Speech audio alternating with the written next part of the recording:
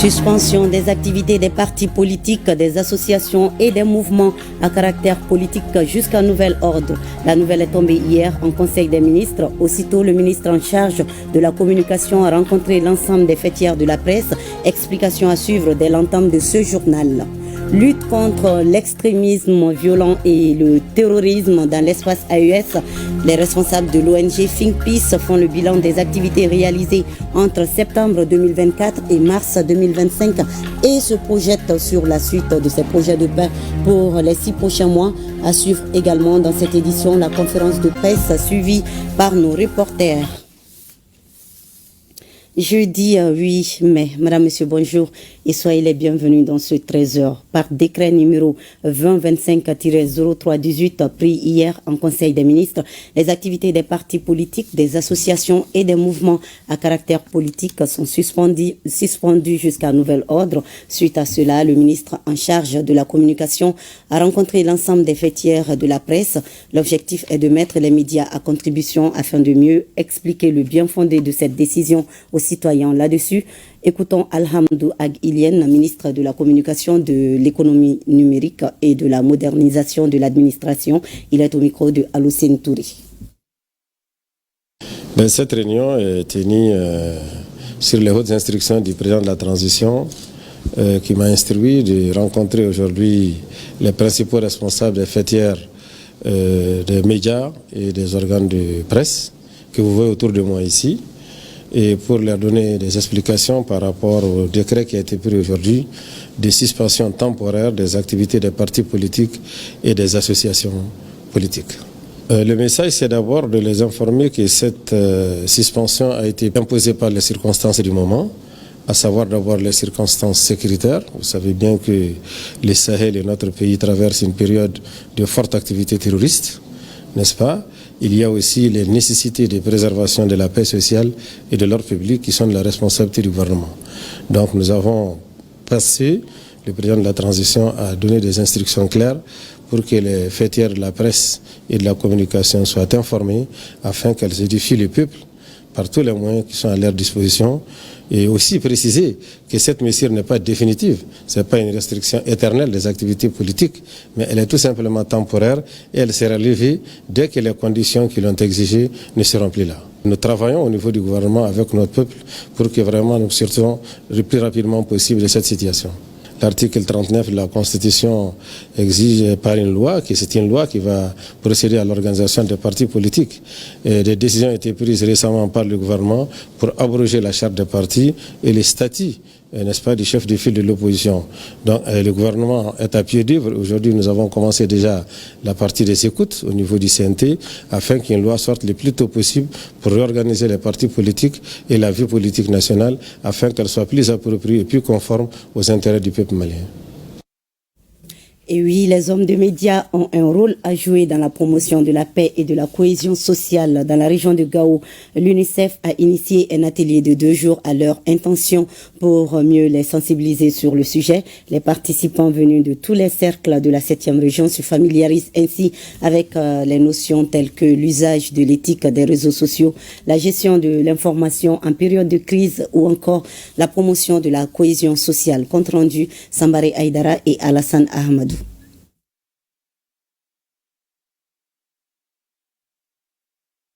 Pour poursuivre cette édition, l'ONG Think Peace promeut à travers ses différents projets, je vous l'annonçais en titre, la paix dans la zone du Liptako-Gourmont. Les responsables viennent de partager avec les hommes de médias le bilan des activités réalisées entre septembre 2024 et mars 2025. La conférence de presse a été suivie par nos reporters Aïssata Saliou Maïga et Toumani Djabati. À travers cette conférence de presse, les responsables de l'ONG Think Peace ont bien voulu partager avec les hommes de médias le bilan des activités réalisées entre septembre 2024 et mars 2025. Des activités qui ont concerné les localités de Gao, Ansongo, Menaka, Ségou, Koro, Bankas et Yorosso au Mali et dans les autres pays de l'AES, le Niger et le Burkina Faso. Dans notre intervention, nous privilégions déjà la question de la prévention, la question de la réponse, mais surtout la question qui rentre dans le cadre volet économique à travers l'accompagnement, bien sûr, sur les questions de la réinsertion sociale économique. Et c'est pour cela que nos projets convergent vers effectivement cette dynamique qui consiste à répondre à ces questions-là avec l'implication des communautés à la base, mais surtout avec l'accompagnement de nos partenaires techniques et financiers. Également, il est important de le rappeler avec notre partenaire phare qui est l'État. Occasion pour les responsables de Think Peace de se prononcer sur les activités des 6 mois prochains. Nous sommes en train de mener une étude dans ce sens qui consiste à amener non seulement les efforts collectifs au niveau des structures étatiques, mais au niveau communautaire, toujours accentuer aussi nos projets dans le cadre du respect des politiques qui ont été mises en place par l'État. Ces activités ainsi menées par l'ONG Think Peace au Sahel sont une contribution de l'organisation à soutenir les dirigeants de l'AES dans la lutte contre l'extrémisme violent et le terrorisme au Mali, au Niger et au Burkina Faso. Alors, je vous le disais, dans la région du Gao, l'UNICEF a initié un atelier de 2 jours à l'intention des hommes de médias pour mieux les sensibiliser sur le rôle qu'ils ont à jouer dans la promotion de la paix et de la cohésion sociale. Reportage Sambare Aïdara et Alassane Ahamadou. Cet atelier de formation initié par l'UNICEF entre dans le cadre de l'exécution de la composante 3 du projet de promotion de l'accès au financement, de l'entrepreneuriat et de l'emploi au Mali PAFEM. Il s'agit pour les initiateurs d'outiller les journalistes pour que ces derniers puissent exercer correctement leur travail, même en contexte de crise. Cette initiative permet aux journalistes formés à la communication sensible au conflit d'utiliser les réseaux sociaux de manière responsable, de traiter l'information avec impartialité, de promouvoir la paix sociale. Le représentant du PAFEM a pour sa part bien cerné le rôle des médias dans la promotion de la paix et de la cohésion sociale. Le rôle des médias éminents et stratégiques en période de crise a été très tôt perçu au PAFEM compte tenu du fait qu'une composante spécifique, la composante 3, a été dédiée aux régions du centre et du nord, en vue d'appuyer les efforts du gouvernement à s'attaquer aux défis des zones touchées par le conflit au Mali. Les autorités régionales ont salué cette initiative de l'UNICEF qu'elles disent soutenir. Sachez que les autorités régionales sont disponibles pour vous accompagner et les portes sont entièrement ouvertes au niveau de l'administration pour quelques appuis que vous solliciterez dans la mise en œuvre de ce programme. Rappelons que cet atelier entre dans le cadre de la mise en œuvre des activités du projet de promotion de l'accès au financement de l'entrepreneuriat et de l'emploi au Mali, PAFEM, un projet financé par la Banque mondiale et exécuté par l'UNICEF. Dialogue social et syndicalisme en période de crise, c'est le thème d'une session de formation initiée par le syndicat unique des travailleurs de l'eau et de l'électricité pour sensibiliser les délégués syndicaux sur les techniques du dialogue social en tenant compte du contexte actuel du pays. Mariam Koulibaly. Ils sont une soixantaine de délégués syndicaux venus du district de Bamako et des régions à participer à cette session de formation lancée par le syndicat unique des travailleurs de l'eau et de l'électricité, Sutelec. L'initiative vise à doter la nouvelle génération des techniques de négociation syndicale en ces temps de crise, d'où le choix du thème dialogue social et syndicalisme en période de crise.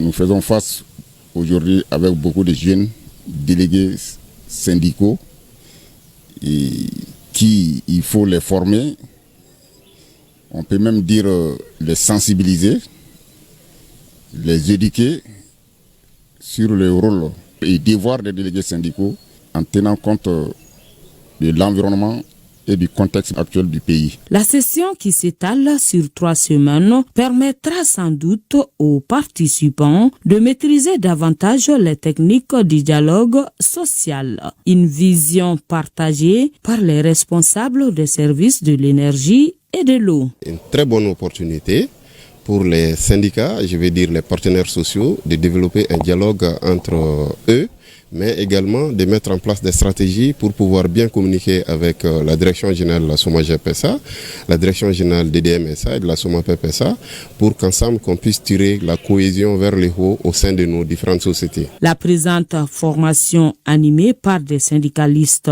expérimentés prouve à suffisance l'intérêt que porte le CITELEC à la pérennisation de ses acquis et à la justice sociale. Pour une meilleure gestion des budgets, les nouveaux préfets et les préfets adjoints aux anciens préfets des cercles des régions de Bougouni et de Sikasso ont suivi un atelier de formation de 48 heures. La session portait sur les documents liés à la transposition de la directive portant régime UEMOA, une initiative de la Direction générale des collectivités territoriales et soutenue par le programme de développement des ressources de l'État pour l'amélioration des services PEDRIAS, ORTM Bougouni, Abdul Karim Konaté et Djibril Bagayogo. Les nouveaux préfets et les préfets adjoints des cercles des régions de Bougouni et de Sikasso se familiarisent avec les documents liés à la transposition de la directive portant régime financier des collectivités territoriales au sein de l'Union économique monétaire ouest-africaine UEMOA. C'est à l'occasion d'un atelier au gouvernorat de Bougouni. C'est une initiative de la Direction générale des collectivités territoriales. Nous sommes sur deux pans de la décentralisation, le pan déconcentration et le pan décentralisation. Le pan déconcentration, c'est les représentants de l'État qui doivent apporter un appui conseil aux collectivités territoriales pour mieux offrir des services sociaux de base de qualité aux populations. Les objectifs attendus, c'est que les représentants de l'État aient les compétences pour pouvoir appuyer les collectivités territoriales relativement au régime financier. Pendant 2 jours que durent les travaux, les participants devront être mieux outillés pour maîtriser les situations financières dans les différentes collectivités territoriales relevant de leur circonscription. Et cela pour une meilleure gestion des budgets. Il s'agira pour une meilleure gestion de nos collectivités d'aborder des thématiques de grande importance parmi lesquelles on peut citer entre autres les innovations issues du nouveau régime financier des collectivités territoriales, les processus d'élaboration de votes, d'appropriation et d'exécution des budgets des collectivités territoriales, les rôles et responsabilités des différents acteurs dans le processus d'élaboration des votes, d'approbation et d'exécution des budgets des collectivités territoriales. Notons que l'organisation de cet atelier a été rendue possible grâce au concours du programme de développement des ressources de l'État pour l'amélioration des services PEDRIAS. Le réseau des femmes opératrices économiques du Mali, en partenariat avec le ministère de la Promotion de la Femme, de l'Enfant et de la Famille, a organisé 2 sessions de formation à l'intention de 20 de ses membres, 4 jours de formation pour adapter les capacités des femmes opératrices économiques du Mali aux outils modernes de l'entrepreneuriat. Mohamed Namakita. Motivés par le désir d'autonomie économique et par l'ambition de contribuer positivement à l'économie nationale, les réseaux des femmes opératrices économiques du Mali et ses partenaires renforcent la capacité de ses membres. Au cœur de la session de formation, les e-commerce. 20 femmes entrepreneurs venues de Bamako et de 8 régions du Mali participent à la session de formation. Les thèmes et sous-thèmes qui vont être abordés au cours de ces formations se trouve véritablement au cœur du développement des entreprises. Je tiens à souligner que le succès de ces sessions dépendra en partie de l'intérêt et de l'assiduité dont vous ferez preuve pendant ces 4 jours afin que vous vous appropriez des notions qui seront développées. Le e-commerce aujourd'hui, c'est devenu un phénomène mondial, pas seulement pour les pays développés. Le réseau des femmes opératrices économiques du Mali, qui a su montrer ses valeurs dans la chaîne des valeurs de plusieurs de nos produits locaux. Donc c'est pour vous dire que l'accompagnement du ministère de la Promotion de la Femme, de l'Enfant et de la Famille ne saura faire défaut. Cette initiative réconforte les partenaires du RFOI Mali dans leur choix de pérenniser leur accompagnement. Les membres du réseau des femmes opératrices économiques du Mali qui ne ménagent aucun effort, surtout en ces temps difficiles, pour maintenir leur activité au beau fixe. Donc nous les encourageons et nous continuons à être auprès d'eux pour que l'économie du Mali puisse se porter au meilleur des moments. Durant les 4 jours de formation, ces femmes entrepreneurs se familiariseront avec les avantages du e-commerce, mais aussi avec les des experts. Elles feront le diagnostic de la situation de leur entreprise au cours de la 10e session de formation. Les femmes des 28 villages du cercle de Danderesso dans la région de Sikasso, elles ont profité de la célébration de la journée internationale des droits de la femme pour faire voir au grand public leur savoir-faire.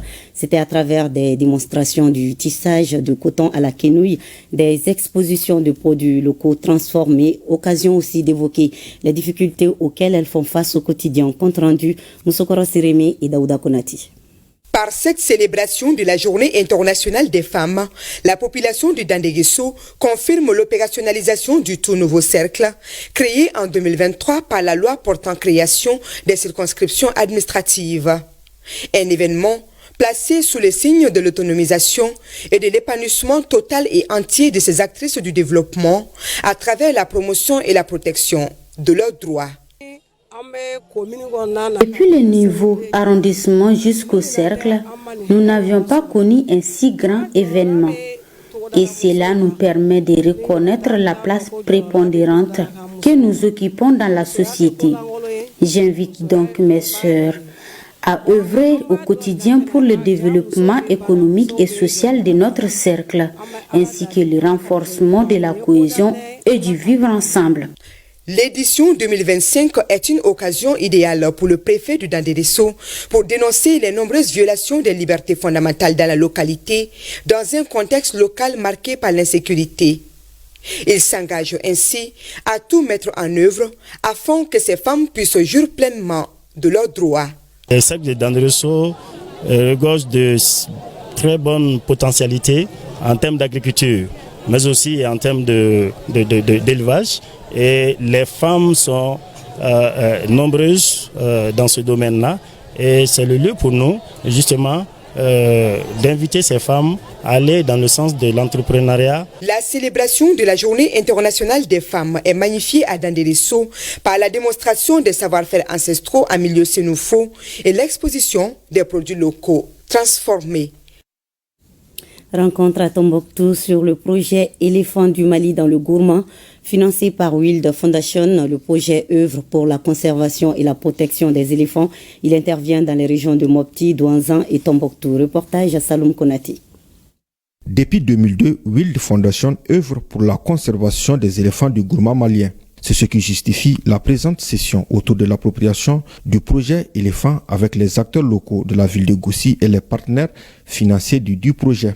Le projet des éléphants du Mali concerne la protection des éléphants et leur habitat, et aussi la conservation de la nature, et aussi l'appui aux initiatives communautaires. Le projet actuellement intervient dans 17 communes de la région de Mopti, Douanza et Tombouctou. Pour l'atteinte des objectifs, les acteurs du projet collaborent avec les autorités pour le renforcement de la législation en faveur des éléphants, y compris la création d'une nouvelle réserve de biosphère englobant l'ensemble de l'aire de répartition des éléphants et le développement des capacités en matière d'anti-braconnage. La principale cause du changement d'itinéraire des éléphants dans la région, cette cause est bel et bien le braconnage. Donc l'atelier recommande vivement à tous les acteurs de faciliter la reprise des activités de la patrouille, l'équipe mixte de lutte contre le braconnage dans l'espace de la réserve de la biosphère. Pour y parvenir, le projet a inscrit dans ses actions prioritaires le soutien des communautés, de l'aire de répartition des éléments dans le développement de systèmes de gestion communautaire des ressources naturelles, centrés sur les éléphants et permettant de régénérer les habitats naturels dont la population et les animaux dépendent pour leur survie. La phase 2 du projet des éléphants du Mali vise essentiellement à une meilleure protection intégrée de la biodiversité et des écosystèmes, ainsi qu'à une coexistence pacifique entre les hommes et les éléphants à travers la mise en œuvre du système économique et de gouvernance. Après avoir obtenu un trophée dans la catégorie humanitaire à l'Expo Dubaï 2025, un jeune natif de la région de Mopti, Aboubakar Sinayogo, alias TKP, a été accueilli avec tous les honneurs par les autorités administratives, politiques et religieuses de la Venise malienne. Il est allé présenter le trophée à chacune d'elles, Souleymane Sidibé et Souleymane Tessougué de ORTM Mopti. Dubaï Expo Afrique 2025. Un fils de Mopti, Aboubakar Sinayogo, Alliance TKP, coordinateur de l'ONG GRADP, a remporté un trophée dans la catégorie humanitaire. Ce trophée lui est décerné pour ses actions humanitaires et patriotiques dans la région. Après Dubaï, il est venu présenter le trophée aux autorités régionales de Mopti. Nous ne pouvons que remercier les grands dieux vraiment d'avoir accordé ce trophée à notre fils, le fils du territoire, qui ne ménage aucun effort vraiment pour le développement économique et social de notre région. C'est tout simplement de lui dire ce qu'il est en train de faire, de continuer avec ça. Et tout homme est venu pour bâtir quelque chose. Je ne fais que lui encourager. Nous sommes tout simplement fiers. Et nous puissions dire que nous ne sommes guère surpris. Nous ne sommes guère surpris dans la mesure où nous connaissons effectivement les valeurs de l'individu, la personnalité de l'individu, la détermination ardente qu'il manifeste dans la vie de tous les jours, ce qui est forcément le couronnement de tout un parcours. Nous osons l'exhorter à faire sienne des valeurs déjà dénotées par d'autres talents. Nous le demandons de performer ses acquis. Quant au détenteur du trophée, il s'est réjoui de l'accueil des autorités régionales. Je pense que ce trophée, c'est le fruit d'un résultat collectif. Je remercie tout le monde. Je dédie ce trophée particulièrement au président de la transition, son Excellence Assimi Goïta. Cette série de présentations est une marque de considération et de reconnaissance aux autorités régionales de Mopti pour leur accompagnement à Aboubakar Sinayogo. Et c'est la fin de cette édition. Merci de votre fidélité. À 20h, vous avez rendez-vous avec Barakissa Ouattara. Bel après-midi.